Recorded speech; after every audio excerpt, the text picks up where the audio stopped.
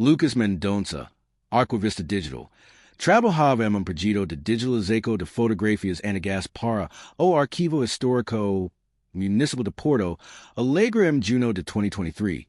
Quando esse deprocam uma imagem que o fez interromper imediatamente suas atividades. Trata-se de uma fotografia de família de 1910. Technicum perfeita, na qual seis indivíduos posam em uma sala elegantemente decorada. À primeira vista, parecia apenas uma fotografia típica de classe média alta brasileira do comico, do século XX. Pai, me quatro crianças, todos com trajes formes, passando como serie característica de uma pouca que tirar fotos era um evento raro e dispendioso.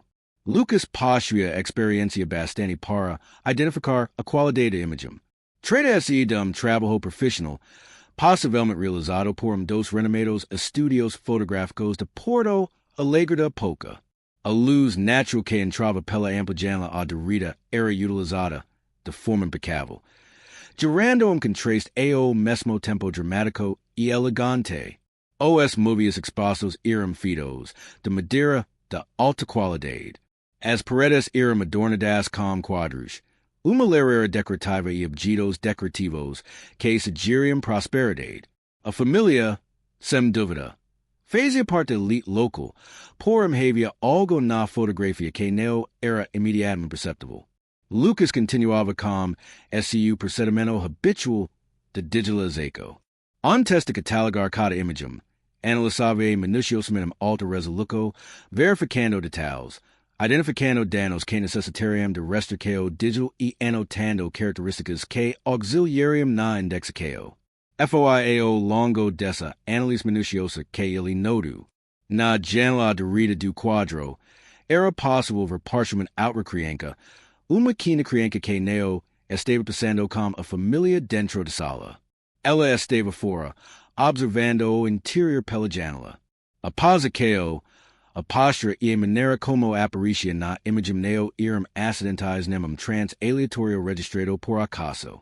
Havia uma pessoa presente de forma intencional, observando a cena que se desenrolava dentro da casa, e o fotógrafo havia capturado a imagem de maneira a torná-la visível por sutil. Lucas expandia digitalmente a ciclo da fotografia. A criança na janela aparentava ter entre 8 e 10 anos, trajando roupas significativamente mais simples do que as crianças dentro da casa. Enquanto as quatro crianças da família vestiam trajes formes sofisticados típicos do período, adornados com rendas, botos decorativos e tecidos nobres, a criança na janela usava algo bem mais simples, quase uma roupa de trabalho. Porém, o que mais se destacava era expresso de esse rosto. Não se tratava de uma curiosidade casual, mas de algo peculiar e atípico para as fotografias de quel período. Parecia estar atento a algo, como se estivesse presenciando momento significativo e distinto de sua rotina. Lucas registrou de tal como seu celular e enviou a imagem para sua colega, a historiadora de Fernanda Costa, a especialista em história social gaúcha. Ele simplesmente escreveu: preciso de sua opinião sobre esta foto de 1910. Há algo em comum que não consigo entender. Pode ter relevância.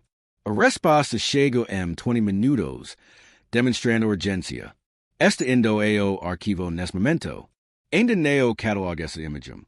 Primeiro, precisamos investigar. Antes de prosseguirmos com esta descoberta incrível, preciso fazer pedido significativo. Se você gosta de investigações que desvendam mistérios ocultos em fotografias históricas, inscreva-se no canal e ative o sininho de notificações para não perder nenhuma história. E me diga nos comentários de onde você está assistindo. Indique sua cidade para esta origem. Fico feliz em saber que nossa comunidade está espalhada pelo mundo, unida pelo interesse pelos mistérios do passado. Sua contribuição enriquece este esforço para recuperar a memória histórica.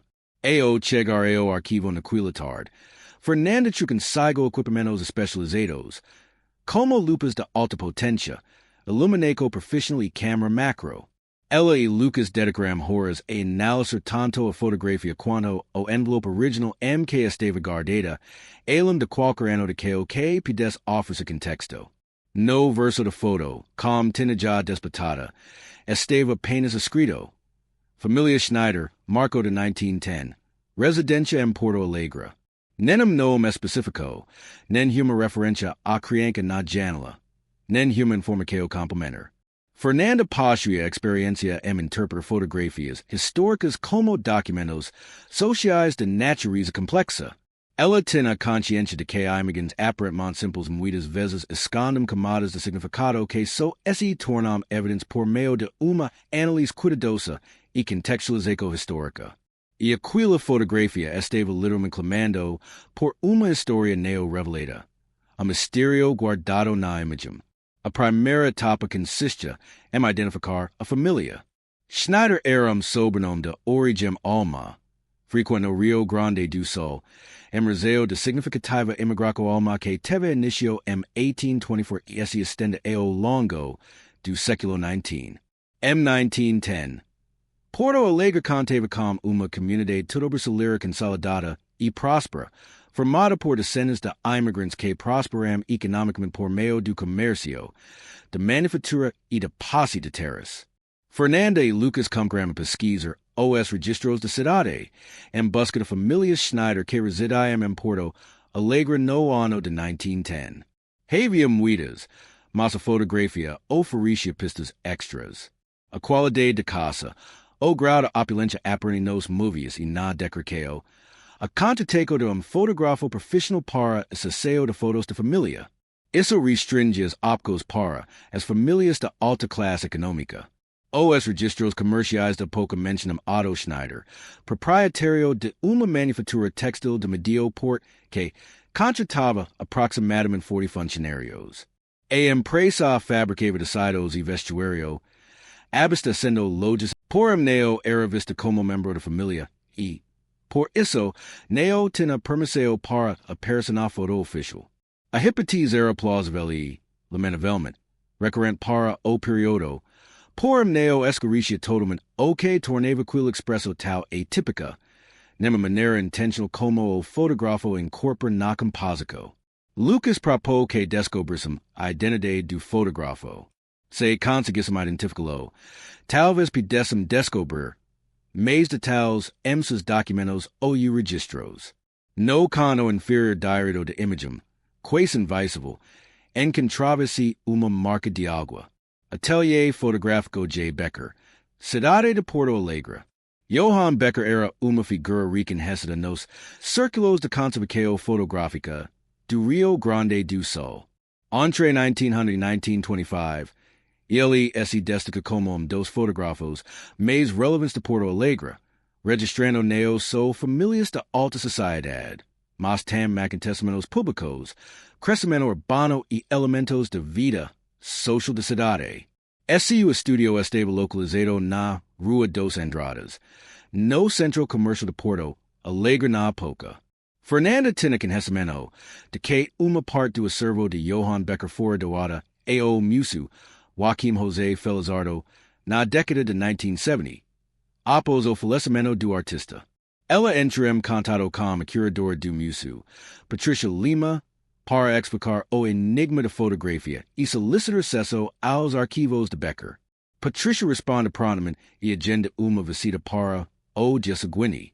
O acervo de Becker no museu era vasto, com milhares de negativos de vidro, centenas de fotografias impressas, além de alguns livros de registros de clientes e trabalhos executados. Patricia havia catalogado uma parte considerável do material ao longo dos anos e tinha enviado conhecimento do contudo. Patricia reagiu de forma surpreendente ao ver a fotografia da família Schneider, que foi mostrada por Fernanda. Ela permaneceu em silêncio por vários segundos, fixando o olhar na imagem e, em seguida, no detalhe ampliado de Criança na Janela. Por fim, ela afirmou, há algo que você precisa ver. Johan Becker registrava em seu diário pessoal tanto informações técnicas sobre seus trabalhos quanto impressos pessoas, Dilemas éticos y reflexos sobre o que vaya por medio de sua lente. Alguns trecos são inquietantes. Ele sabia que sua câmera registrava neos so aparências, mas também desigualdades, injusticas e verdades que as famílias que o conchitavam preferiam ocultar. Patricia true uma caixa com três cadernos de curo encadernados, que já estavam amarelados pelo tempo. O diário de Johan Becker, redigido em alemão, cobria o período de 1905 a 1923. Ao longo dos anos, ela havia traduzido trecos como parte de sua atividade de pesquisa. Ela abriu o caderno de 1910 e começou a passar as páginas. Em uma entrada datada de 15 de março de 1910, Johan registrou: hoje fiz o retrato da família Schneider em sua casa. O senhor, odo me concedeu para registrar o progresso da família e mostrar aos parentes na Alemanha como eles prosperam no Brasil. A família aterrissa na sala principal, todos com uma postura formal, séria e apresentável. No entanto, ao preparar o equipamento, notai uma criança olhando pela janela externa. Fiz uma pergunta ao senhor o auto a respeito dela. Ele responde de forma que não permite mais questionamentos. É apenas uma menina que trabalha aqui. Não faz parte da imagem. No entanto, havia algo no olhar daquela criança que me chamou a atenção. A entrada prosseguia. A menina ficou olhando pela janela enquanto a família passava. Sua presença parecia passar despercebida e sem importância para a família. Ou talvez simplesmente desconsideração. Como esse desconsideram movies ou objetos que compõem o ambiente, mas que não exigem atenção. Naquele instante, eu tomei uma decisão. Compondo a imagem de modo que a menina fosse perceptível, ainda que de maneira sutil. Se me perguntassem, eu diria que foi acidente compósico, mas não foi. Foi decadido. Estava ali uma criança. Era autêntico. Fazia parte daquela casa, daquela narrativa. Merecia ser reconhecida e recordada. Fernanda sentiu calafrio subir pela espinha. Johan Becker havia incluído a criança na fotografia de forma intencional, como ato de resistência silenciosa e para documentar a verdade que a família tentava ocultar. Ele havia utilizado sua arte como testemunho de uma realidade mais complexa do que a imagem de prosperidade harmoniosa que a família Schneider pretendia transmitir por um diário não terminava ali. Johan prosseguia. Depois de sessão de fotos, enquanto eu guardava meu equipamento, a menina veio a mim de forma tímida. Questionei qual era o seu nome. Ela responde quase sincero. Ana, perguntai quantos anos você tem.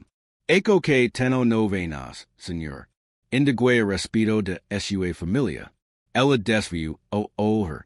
Não posso a família, senhor. Trabalho aqui desde que tenho memória. Entreguei a ela algumas modas que eu carregava no bolso. Ela olhou com surpresa. Como se nunca tivesse ganhado algo exclusivo para si mesma. Antes que eu pudesse continuar, a senhora Helene chama de dentro de casa. Tom estava impaciente. E Ana correu para dentro. Devido a esta pesquisa com alguém que também tem interesse por histórias misteriosas. Utiliza o botão de compartilhamento e contribui para disseminar esse conhecimento. Cada compartilhamento contribui para o fortalecimento de nossa missão de resgatar a memória histórica. A entrada conclui com uma reflexão. Qual é o número de anos em Porto Alegre? Quantas crianças trabalhadoras alcoólicas em lares abastados, privadas de infância como a entendimos atualmente, sem acesso a educação formal e com perspectivas de futuro restritas. Minha câmera registra momentos, mas também registra verdades históricas. Aquela menina na janela ficará eternizada, naquela fotografia. Testemunha silenciosa de uma configuração social prevalente na época. Fernanda agora possui nome Ana, e tem a certeza de que a presença de criança na fotografia fora intencional. O fotógrafo realiza ato de documentação consciente, por necessitava de mais informações. Como foi Ana? De onde ela vinha? O que tena ocorrido com ela? Por que comico a trabalhar para a família Schneider tal sido? Aqui concluiu que era necessário examinar registros de trabalho doméstico, orfanatos e institutos de caridade que atendiam crianças em situação de pobreza em Porto, Alegre durante quel período. Era trabalho hercúleo, levando em conta que a documentação sobre crianças que trabalham como domésticas era escassa e muitas vezes inexistente. Essas crianças viviam à margem dos registros oficiais, tornando-se invisíveis para a história formal. Foram encontrados registros de crianças que foram colocadas em famílias nos arquivos de Santa Casa, de Misericórdia de Porto Alegre, uma instituição que mantinha orfanato. Era como essa prática. Crianças órfãs ou abandonadas eram entregues a famílias que se comprometiam a cuidar delas. No entanto, na maioria das vezes, essas crianças eram tratadas como trabalhadoras domésticas neo-remuneradas. O sistema era descrito como uma que beneficente, porém operava como meio de trabalho infantil institucionalizado. Nos registros de 1901, encontramos uma entrada que fez o coração de Fernanda Costa. Ana, com cerca de ano de idade, foi deixada na entrada de instituto em outubro de 1900. Zema foi colocado sob os cuidados da família Schneider, na rua Duque de Caxias, em janeiro de 1901. Sem informou sobre a sua família de origem. A família se comprometeu a oferecer comida, mordia e instrucou Krista. Ali se encontrava. Ana foi deixada no orfanato quando ainda era bebê, no ano de 1900. Em janeiro de 1901, quando tinha cerca de ano, foi entregue à família Schneider. 9 anos depois, em 1910, ela ainda estava com a família, porém não como imigrante, e sim como uma criança que trabalhava como empregada doméstica. O compromisso de oferecer educação Krista evidentemente não abrangeu a escolarização formal, uma vez que, ao conversar com Johan Becker, Ana não conseguia nem mesmo informar sua identidade. O caso de Ana não era isolado. Fernanda descobriu que o sistema de colocação familiar de órfãos era bastante comum em Porto Alegre e em outras cidades do Brasil na época. Na teoria, era visto como uma solução humanitária para a questão das crianças abandonadas. Na prática, estabelecia-se um sistema em que crianças de famílias pobres trabalhavam para famílias de classe alta desde muito jovens, sem receber pagamento, sem direitos legais garantidos e, muitas vezes, sem acesso à educação formal. A historiadora determina que precisava aprofundar esse conhecimento sobre a família Schneider. Quem eram esses indivíduos? Como Ana era tratada? Havia mais detalhes sobre a dinâmica daquela residência. Ela retornou aos registros comerciais e fez uma descoberta interessante. A indústria textil de Otto Schneider empregava uma quantidade considerável de pessoas, entre elas mulheres e crianças. Relatórios de inspeção sanitária de 1912, 2 anos depois da fotografia, trazem descrições das condições na fábrica Schneider. Ambiente apropriado, ventilação adequada, funcionários aparentemente saudáveis. Observa-se a presença de cerca de 15 adolescentes entre os funcionários, executando atividades de separação de tecidos e embalagem, com idades estimadas entre 10 e 15 anos. Otto Schneider, assim, adotava práticas comuns entre os empresários de sua época, tanto em sua residência quanto em sua fábrica. Embora não fosse legal, isso reflete bastante sobre as estruturas sociais do período e a forma como as crianças de classe trabalhadora eram percebidas dentro do sistema econômico em vigor. Para entender totalmente a história de Ana e da fotografia, a equipe precisava situar no contexto mais amplo de Porto Alegre, Brasil, em 1910. O comico do século XX no Brasil foi uma época de grandes mudanças sociais, mas também profundas desigualdades. E escrevido foi abalada apenas 22 anos antes, em 1888. E, apesar do trabalho forçado legalizado ter chegado ao fim, surgiram novas formas de exploração para preencher esse espaço. Uma dessas formas era o trabalho infantil. Crianças Karenis, orfas ou provenientes de famílias em situação de extrema necessidade iniciavam o trabalho aos 5 ou 6 anos de idade. Trabalhavam em indústrias, em residências de famílias abastadas, em plantacos, em estabelecimentos comerciais. Praticamente não havia legislação trabalhista no Brasil.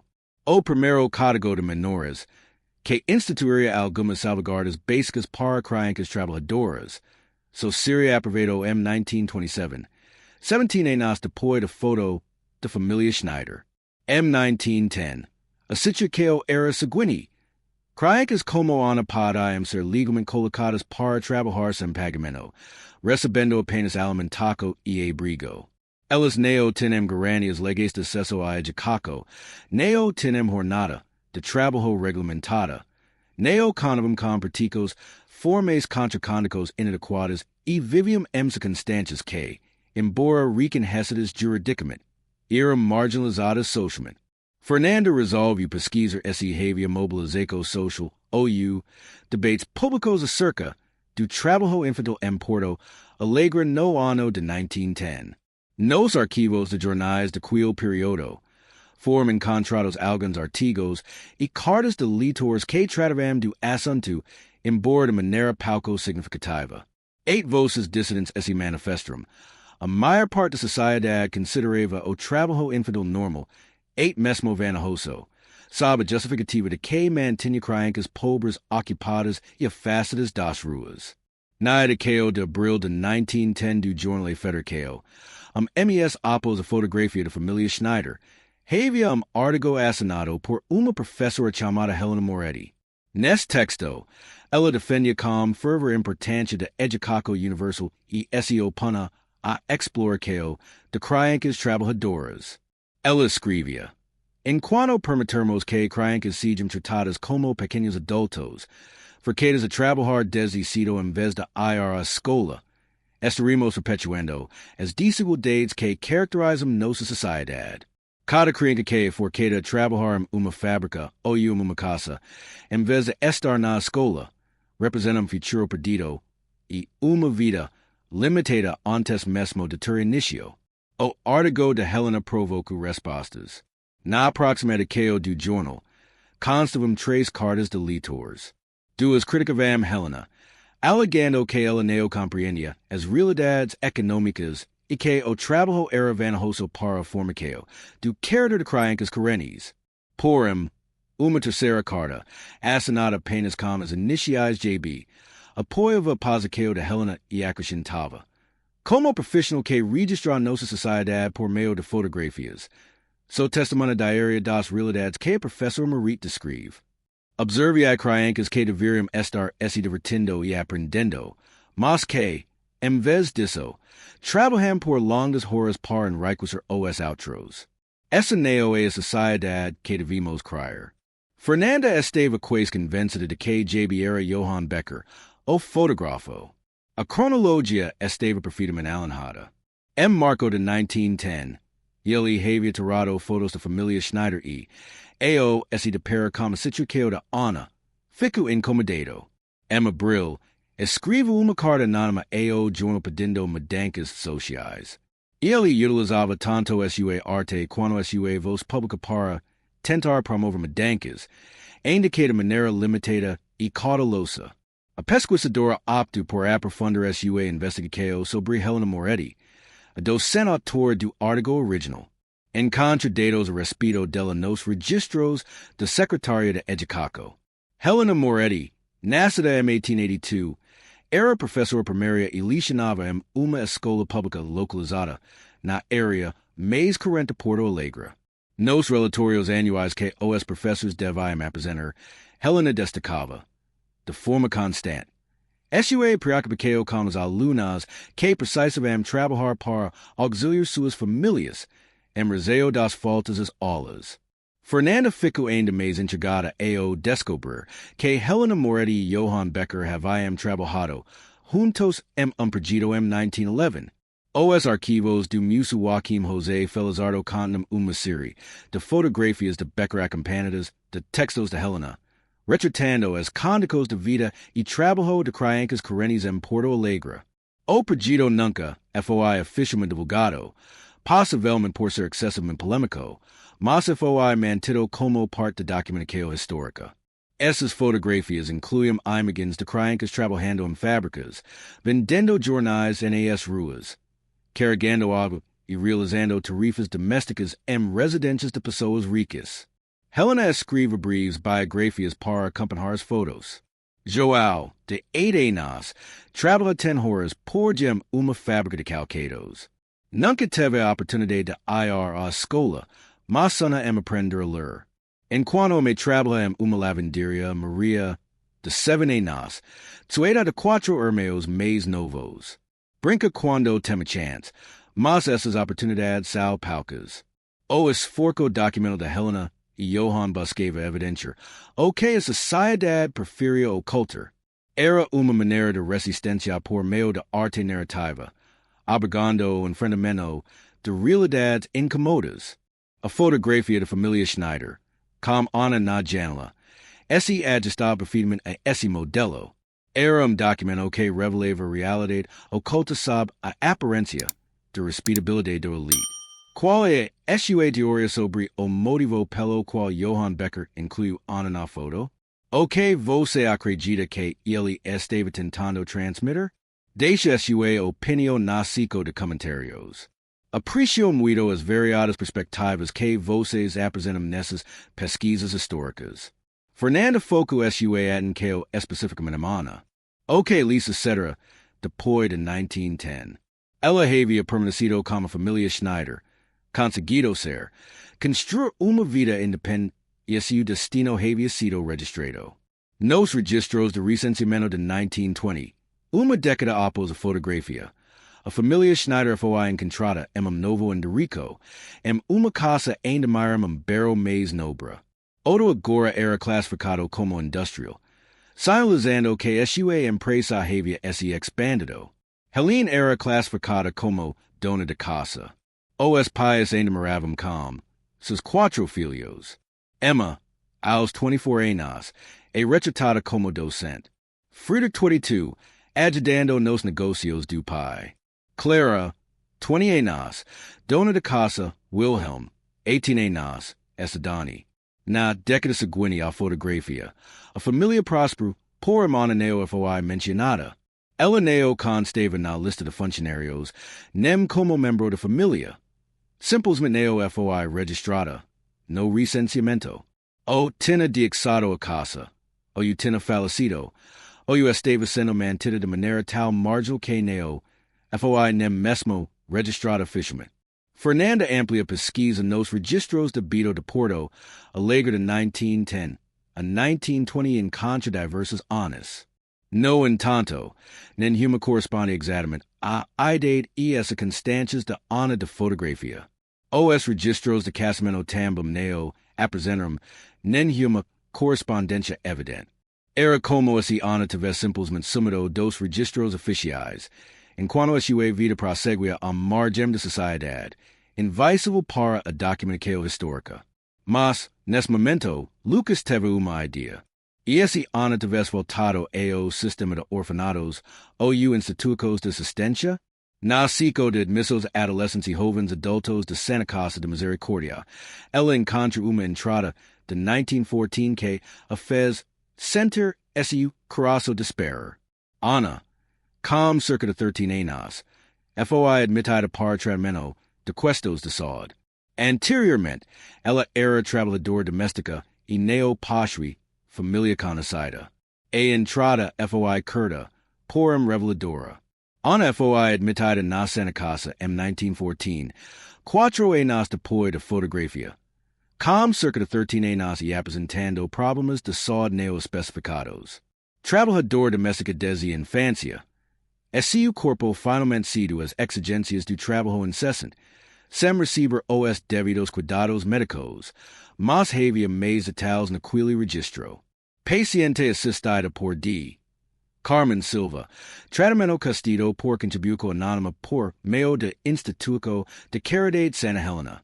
Doutora Carmen Silva era uma figura renomada nos registros médicos de Porto Alegre.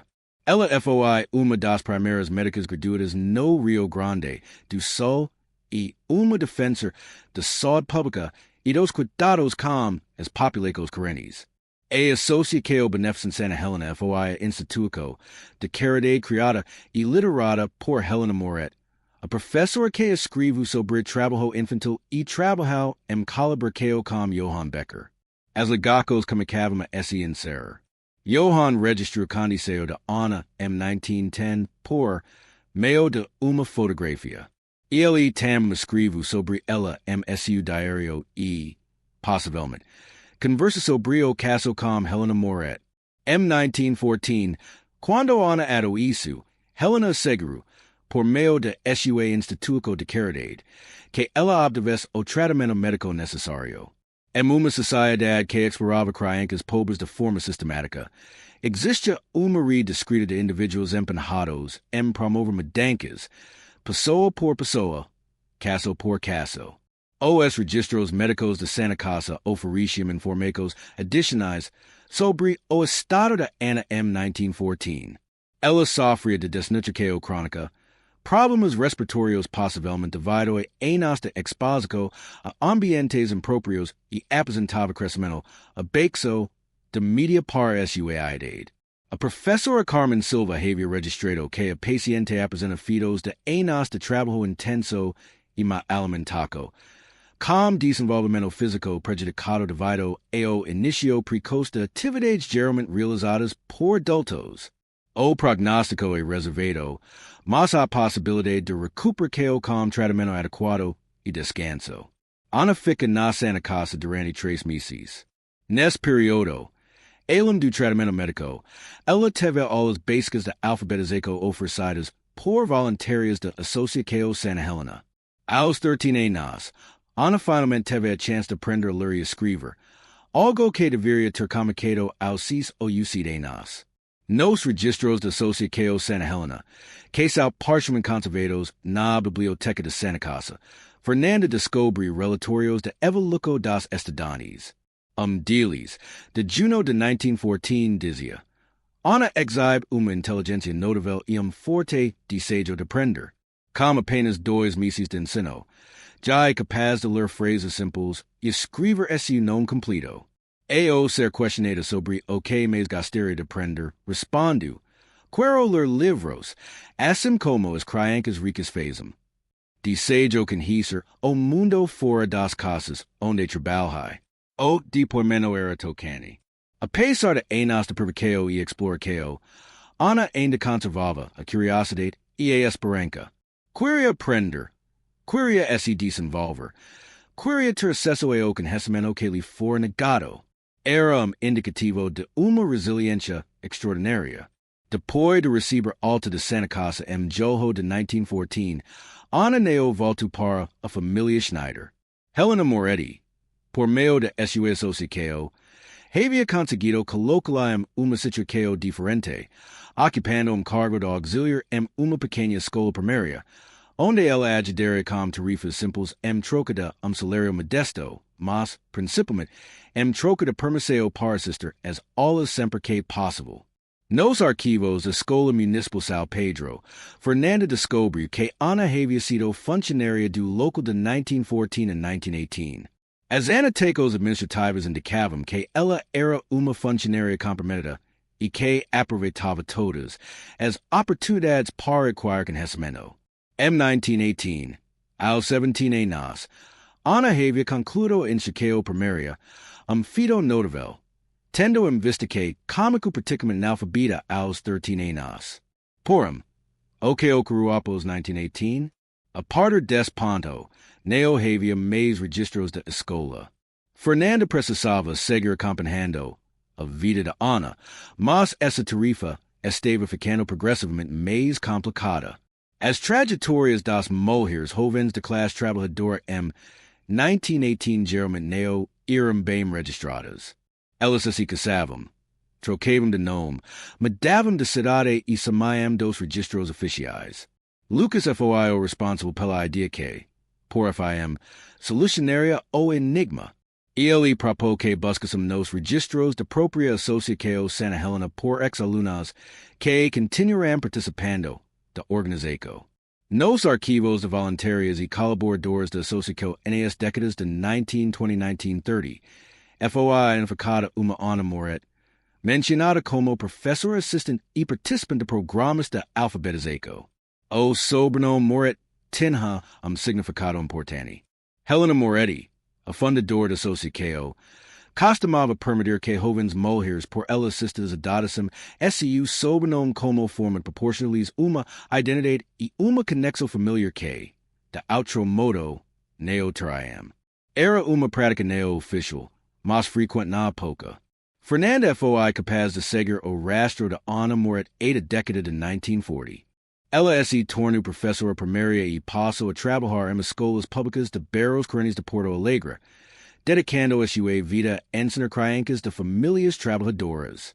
Em 1925, casou-se como operário sindicalista, por mantive esse sobrenome Moret no âmbito profissional. Teve dois filhos. Os arquivos do Sindicato dos Professores contam evidências de que Ana Moret participava ativamente de campanhas para melhorar as condições de trabalho e expandir a educação pública. Ela prestou depoimento em uma assembleia realizada em 1932, o qual foi documentado em ata. Fui uma criança laboriosa. Comecei a trabalhar antes de ter memórias nítidas de infância. Eu vivia uma situação comum para muitas meninas órfãs da época, mas que restringia as oportunidades de crescimento. Consegui mudar essa trajetória apenas porque algumas pessoas reconheceram o potencial e me apoiaram. Agora, dedico minha vida a assegurar que todas as crianças tenham acesso à educação, independentemente de sua origem. Ana faleceu em 1963, aos 62 anos de idade. O obituário dela no Jornal Correio do Povo era curto, porém respeitoso, destacando que ela havia dedicado 4 décadas à educação pública e que era recordada como filho por vários juracos de estudantes. Fernanda resolve buscar os descendentes de Ana. Se ela teve 2 filhos, é possível que ainda existam netos ou bisnetos vivos em Porto Alegre. Por meio de registros genealógicos e como auxílio de associados de docentes aposentados, foi possível encontrar uma neta chamada Helena Silva, de 54 anos, que exerce o profissão de assistente social em Porto Alegre. Engaja-se neste diálogo histórico. Qual é a sua opinião sobre o legado deixado por Ana? De que maneira a sua história se relaciona com as questões contemporâneas? Deixo a sua opinião e contribuo para preservar essa memória histórica significativa. A reunião entre Fernanda e Helena Silva foi comovente. Helena tinha conhecimento de que a sua avó Ana fora órfã e enfrenta muitas dificuldades na infância, porém desconhecia todos os pormenores. Quando Fernanda apresentou a fotografia ampliada de 1910, que mostrava Menina na Janela, Helena permaneceu em silêncio por longo tempo, com lágrimas escorrendo silenciosamente pelo rosto. Essa é minha avó, ela declara finalmente aos 9 anos, enquanto observava uma casa em que trabalhava, em uma condição social bem distinta da família. Eu tinha consciência de que ela havia passado por grandes desafios, por ver isso registrado em fotografias torna tudo mais palpável e real. Helena relatou que a sua avó falava pouco sobre a sua infância, mas quando o fazia, sempre destacava a importância da educação e de tratar todas as crianças com dignidade. Trata-se de uma pequena caixa de madeira que pertence a Ana e que foi mantida pela família após esse falecimento. Havia algumas cartas, fotografias recentes, certificados em sino, mas o objeto mais valioso era pequeno caderno amarelado com capa de couro desgastada. Trata-se de diário que Ana manteve de 1914 a 1920, período em que passou de uma criança explorada e trabalhadora para uma jovem educada e aspirante professora. Fernanda solicita autorização para ler e Helena citou. As primeiras páginas do diário apresentavam uma caligrafia irregular e infantil, indicando que Ana ainda estava em processo de aprendizagem de escrita. No entanto, Ao longo do diario, a caligrafia esse aprimorava, tornando esse mais firme e segura. Uma entrada de agosto de 1914, palcos meses após a partida da família Schneider, era especialmente elucidativa. A professora Helena me diz que posso aprender qualquer coisa que eu queira. Ela afirma que nascer em uma família de palcos recursos não implica ser menos inteligente. Ela afirma que o sistema que me fez trabalhar desde cedo precisava ser alterado e que as crianças deveriam ter tempo para brincar e estudar. Fiquei bastante tocada ao ouvir isso dela, pois ninguém nunca me disse que eu merecia oportunidades diferentes. Vou me dedicar bastante aos estudos. Vou demonstrar que ela está querida. Uma outra entrada de 1918 apresentava Ana, refletindo acerca da sua vivência. Hoje, finaliza meus estudos básicos. Demorei 4 anos para aprender o que crianças ricas aprendem MCs. Mas consegui. Penso nas outras crianças que conheci quando trabalhava, meninas e meninos que também sofriam. Mas não tive uma sorte que eu tive de ser resgatada. O que ocorreu com eles? Quantas pessoas ainda estão presas em casa, trabalhando de forma invisível? Desejo me tornar professora para auxiliar crianças da mesma forma que fui. A história de Ana, desvendada ao longo de meses de pesquisa, iniciada por uma fotografia aparentemente inofensiva de 1910, proporciona uma visão de realidades históricas que muitas vezes são negligenciadas ou esquecidas. Trata-se de uma narrativa que aborda trabalho infantil, explora a invisibilidade social, mas também resistência, solidariedade e potencial para mudança. Ana nasceu em condições extremamente adversas no Brasil em 1900, abandonada, órfã, sem identidade, sem família e sem recursos. Foi colocada aos 12 meses de idade em uma família de classe alta para trabalhar como empregada doméstica infantil. Esse era destino comum para milhares de crianças pobres da pouca. Ele passou os primeiros 9 anos de sua vida consciente trabalhando, sem ter acesso a educação formal e sem desfrutar de período de infância como o das crianças de famílias abastadas, com perspectivas iniciais bastante restritas. Por 1910, ocorreu algo extraordinário. A família Schneider contratou fotógrafo chamado Johan Becker para tirar suas fotos. Johan poderia ter apenas cumprido a tarifa conforme pedido, fotografar a família próspera para reforçar sua imagem de respeitabilidade e sucesso. Porém, ele opta por outro caminho. Ao avistar Ana na janela, ele reconhece sua humanidade e opta por incorporar a fotografia como uma testemunha silenciosa, evidenciando que a prosperidade da família Schneider se baseava na exploração de crianças vulneráveis. A inclusão fotográfica, embora pareça gesto pequeno, foi ato de resistência. Foi uma recusa adher totalmente à narrativa oficial que tornava Ana e outras crianças como ela invisíveis. Houve uma tentativa de registrar uma verdade mais intrincada do que a imagem de prosperidade harmoniosa que a família Schneider desejava transmitir. Foi documentado que a prosperidade de quella família estava integrada a sistema social mais extenso que envolvia trabalho infantil doméstico. E foi, embora Johan não tivesse consciência na época, a preservação de provas que, 113 anos mais tarde, possibilitaria a reconstrução e narração da história completa de Ana. Johan Becker não se limitou à fotografia. Ele utilizou sua posição como fotógrafo renomado para registrar realidades sociais desconfortáveis. Contribuiu com sua voz para discussões públicas sobre trabalho infantil e colaborou com ativistas como Helena Moret. Embora suas ações fossem restritas pelo contexto de sua época, elas eram relevantes dentro desses limitados. Ana teve Helena Moret como uma figura central em sua história.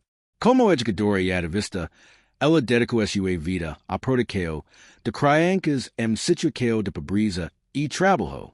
Estabeleceu associação Santa Helena com o propósito específico de auxiliar meninas como Ana, oferecendo não apenas assistência básica, mas também educação oportunidades e trajetórias para futuro melhor.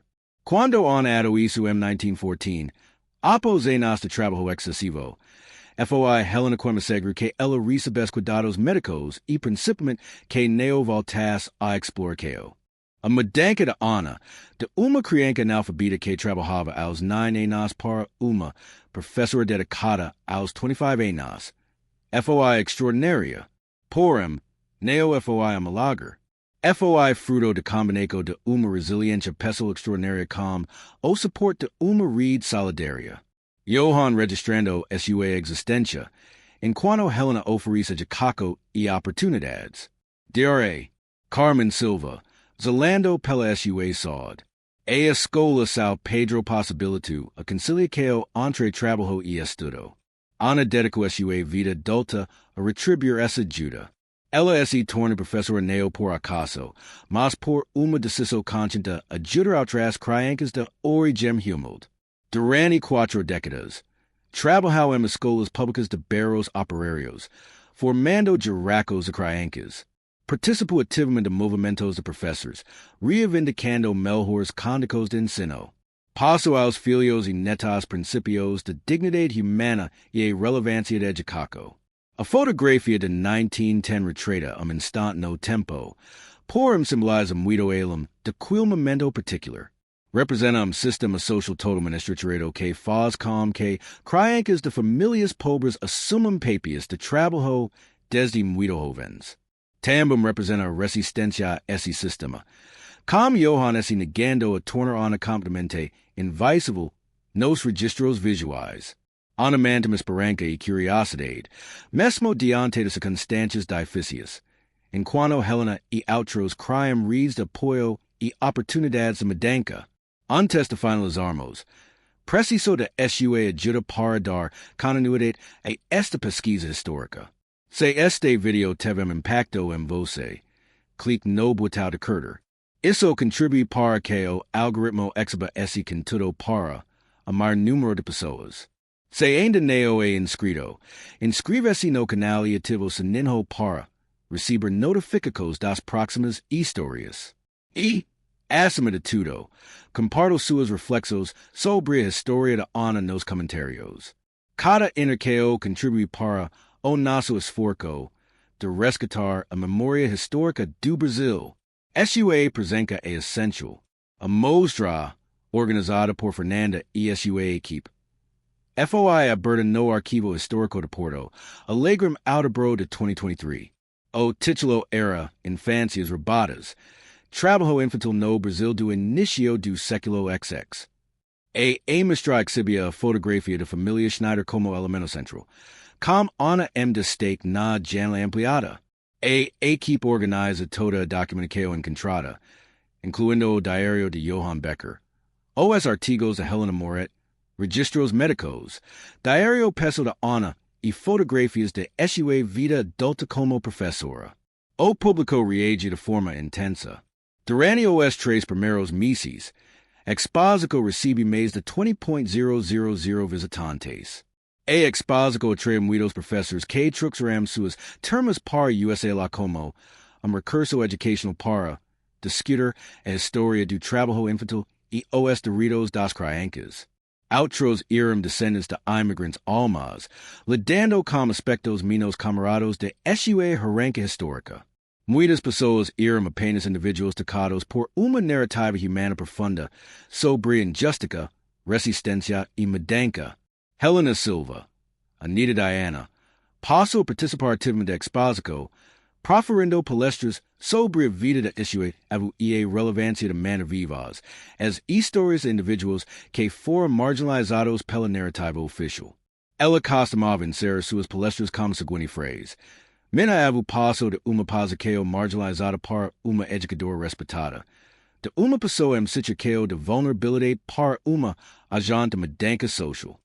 Sua trajetória não é notável por ser uma pessoa extraordinária, mas porque teve acesso a oportunidades que deveriam ser universais, porém eram limitadas no contexto da época.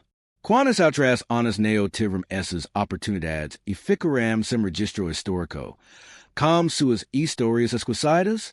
A fotografia de 1910 nos recorda que cada imagem de prosperidade era sustentada por estruturas sociais complexas, que hoje analisamos e entendemos de forma mais aprofundada. Além disso, a pesquisa inspira ações práticas. Uma entidade local de proteção dos direitos infantis utilizou a exposição como fundamento para campanhas de sensibilização a respeito do trabalho infantil nos dias atuais. Apesar de o Brasil contar atualmente com uma legislação trabalhista que protege crianças, o trabalho infantil persiste, principalmente em regiões rurais e nas periferias urbanas. A história da Ana e Coeva nas realidades atuais, fazendo com que questões do passado façam relevantes para as discussões contemporâneas. A fotografia original, a imagem de 1910 com Ana na Janela, ganhou uma nova vida por meio de exposição e de narrativa desvendada. Visitantes passavam vários minutos observando uma menina de 9 anos, parcialmente visível atrás do vidro, enquanto ela contemplava uma família e uma vida de qual não fazia parte oficialmente. Havia visitantes que diziam que a imagem os tocava profundamente e que não conseguiam parar de pensar naquela criança e em quantas outras crianças em situações semelhantes já haviam existido ao longo da história. A trajetória de Ana nos proporciona licos valiosos acerca da história, memória e justiça social. Primeiramente, as fontes históricas convencionais muitas vezes ocultam tanto quanto esclarecem. A fotografia de Família Schneider, adquirida pelo valor da face, transmite unicamente uma imagem de prosperidade e respeitabilidade.